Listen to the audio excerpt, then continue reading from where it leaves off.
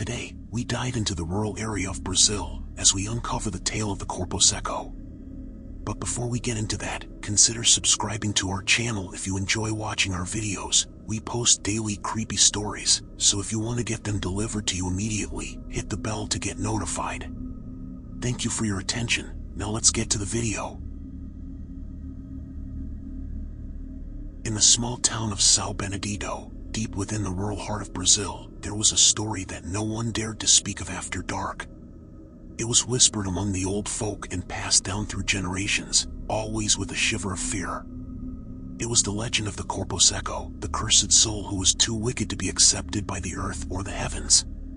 The ground spat him out, and the skies refused him entry. Left to wander the world, his dried, lifeless form was cursed to eternal suffering, and his presence brought death and despair. It was said that anyone who disrespected their parents, who lived with cruelty in their hearts, could end up like him, a fate worse than death. His body was frail, like a corpse long decayed, skin pulled tight over brittle bones. But what made him truly terrifying were his eyes, burning like embers in a hollowed face, full of endless hunger and torment. People claimed that the mere sight of him could drain the life from you, leaving you nothing but a husk, as dry and soulless as he was.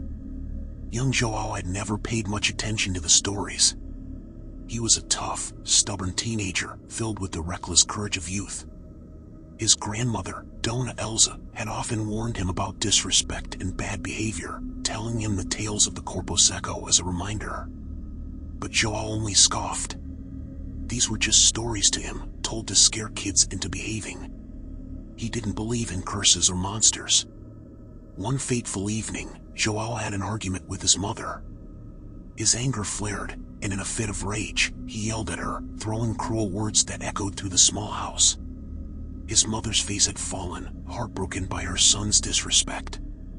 João stormed out of the house, slamming the door behind him, and ran toward the woods, the shadows of dusk beginning to stretch across the land.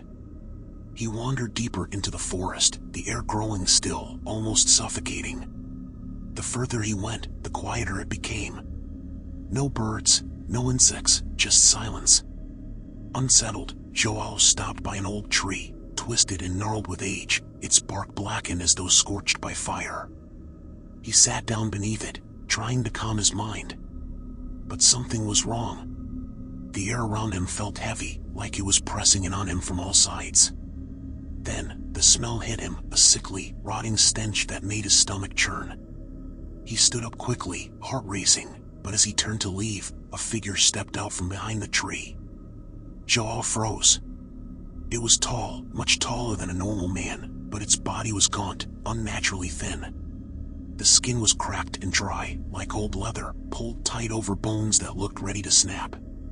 The creature's eyes were sunken, glowing faintly in the dim light, filled with an endless, burning hatred. It was the Corpo-Seco.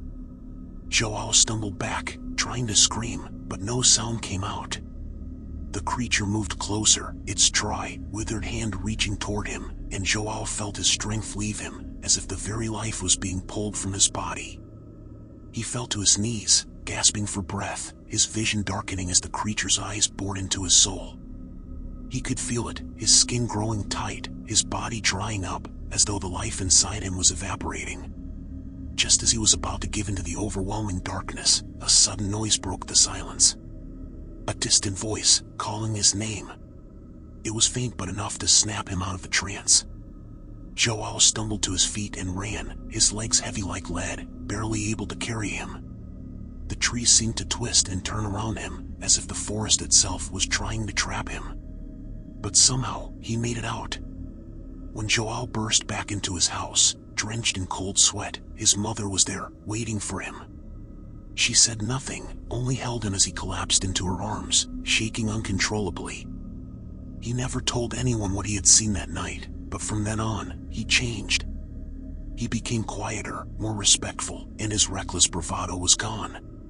He knew the stories were real now, that the Corpo-Seco was out there, always watching, always waiting. The town of São Benedito remained quiet about the legend, but everyone knew. The forest held secrets too dark to speak of, and the Corpo-Seco was more than a cautionary tale. He was a reminder, a warning to those who dared to disrespect the ones who gave them life. Because once you saw the Corpo-Seco, there was no escaping the curse that followed. That was the legend of the Corpo-Seco. If you enjoyed watching our creepy story, please consider subscribing to our channel. It means a lot to us. Thank you. I'll see you on my next whisper.